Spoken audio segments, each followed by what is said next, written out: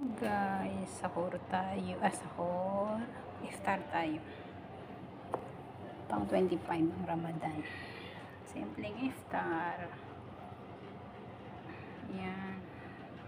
French fries. Parang sambusa.